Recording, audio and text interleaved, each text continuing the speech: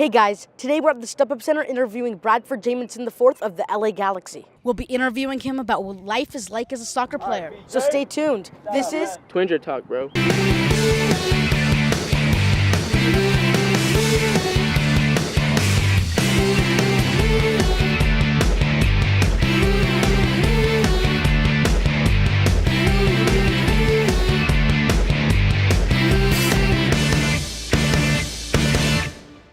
Hey guys, we're back with Bradford Jamieson IV. How are you today? I'm good. About yourself? I'm great. So we wanted to ask you, what is life like as a soccer player? It's a dream that I've had since I was, earlier than you guys' age, and it's definitely a privilege, and something you work hard for. It's, not even 1% of the world is a professional athlete, so it's something that you have to cherish and remember every time you wake up. So every time I come out here, I make sure that I'm busting my butt and making sure I belong here. You just said that it was your dream, lifelong dream. How was it like being signed as a senior in high school? It's a little bit ethereal, I guess you could say, if I want to be a little dramatic. It was kind of out of this world. When you have dreams, you don't always plan to reach them that early, even though this is just kind of the brink of what I had in mind. But it's definitely something to look forward to for the rest of my life. So how did you fall in love with the sport of soccer? I was about 4 years old, and I was watching one of the World Cups on TV, and I just thought, that has to be what I'm doing, I wanted to be the type of person that made people feel the way that I felt when I was watching that game, so that's basically what made me fall in love with it.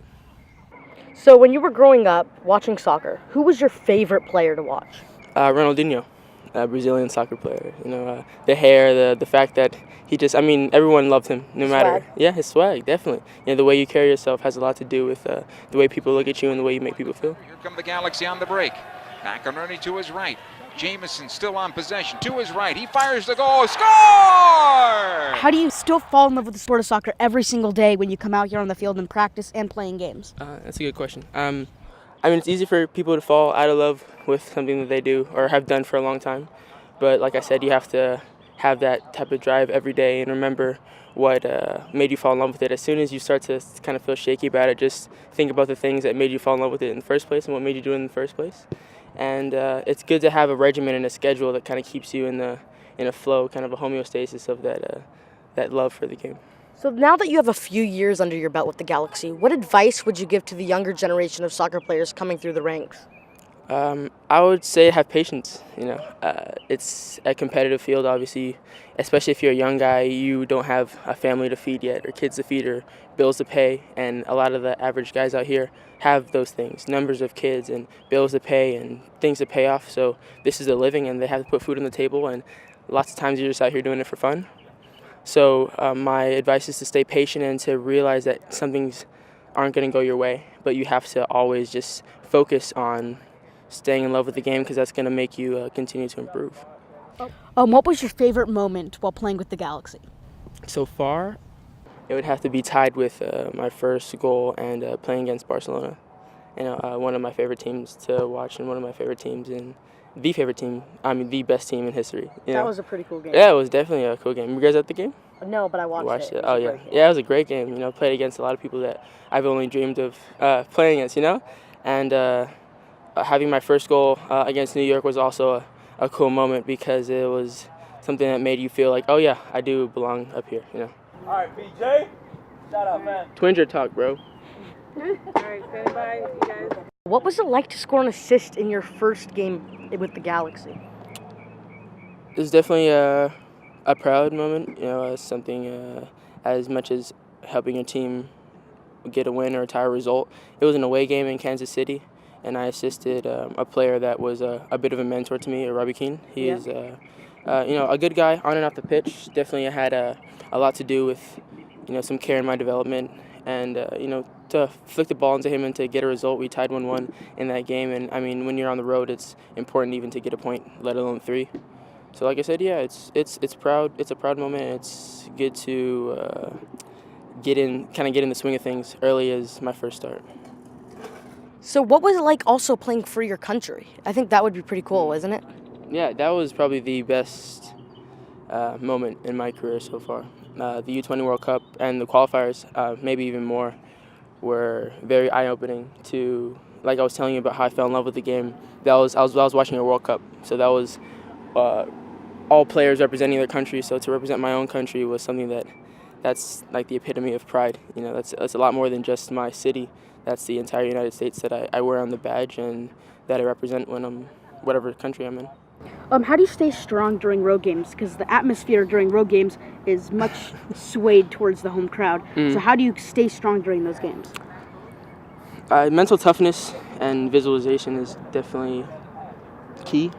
I think to home games, away games, whatever profession, that's something you should bring with you in any avenue of lifestyle, because that mentality, you know, is what's gonna make you feel good, make you feel bad, and you at the end of the day are in charge of yourself, no matter who's around you, and that's what someone's gonna tell you when you're playing. You know, no one knows what's going on in your life when you're at an away game or a home game, and the crowd is always gonna tell you to go piss off or whatever. You know, you have to be strong within yourself, and you have to focus on yourself, and you can't really. Yeah, lots of times when I'm playing, even at home games, I zone out the fans. It's really just me and the people on the field, and I think that is the most important thing. You can't let anything outside the game affect you. Bouncing off of that away crowd question, what was the toughest crowd you've ever faced? In 2016, last year, I believe it was against Argentina, in Buenos Aires. The fans were a little rude, I guess, to be polite. You know, they throw bottles of liquid at you and rocks, actually, and they really don't like the United States. Crowd? Yeah, they're a rowdy crowd, and it's a lot of people, and they're chanting things that are against you and against your country. And like I said, you kind of have to use that and just be like, yo, this is what you do it for, you know, the kind of thrill. Yeah. And at the end of the day, we ended up shushing the crowd because we won the game, and that's the even better feeling. Sent forward by Mendiola. Jamieson Great on touch. the run. On his right foot to the back post, off the post and in, and the Galaxy take a 1-0 lead. What was it like learning from the veteran players of this team, since they've been here a little bit longer than you? How is this, like Ashley Cole, like how did they help you like start this? On and off the field, you know, on the field they set examples, and you know they get on me a lot. I would say even more than some other guys, and you know then they tell me off the field it's because they know what I can do and who I can be in the future. So I wouldn't have it any other way.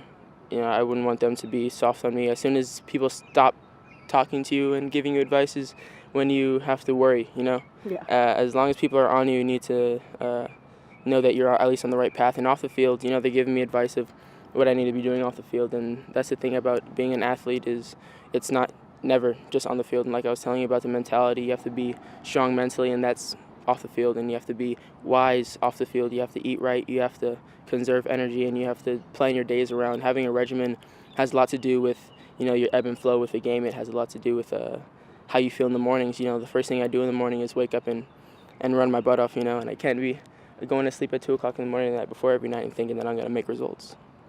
What is the hardest part about the game that you had to accomplish? Personally, the hardest part is consistency. I think that might be the hardest thing in any type of category.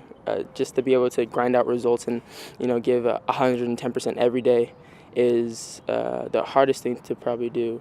And that's when you need like a regimen and you need a consistent type of schedule to try to help you get used to turning it on at certain times. You know, consistency is one of the most cherished things in the football game. You know, I had to have a guy that you can trust, because when you have consistency, you're able to be trusted, and I mean they'll always know what they're going to get out of you. So once you're trusted by the coaches, it's very hard to make a case to not be played. So. Well, thank you, Bradford, for having us. We'd love to have you in the studio, maybe do more of an interview. Awesome. Thank you. Thank Pleasure you. meeting you guys.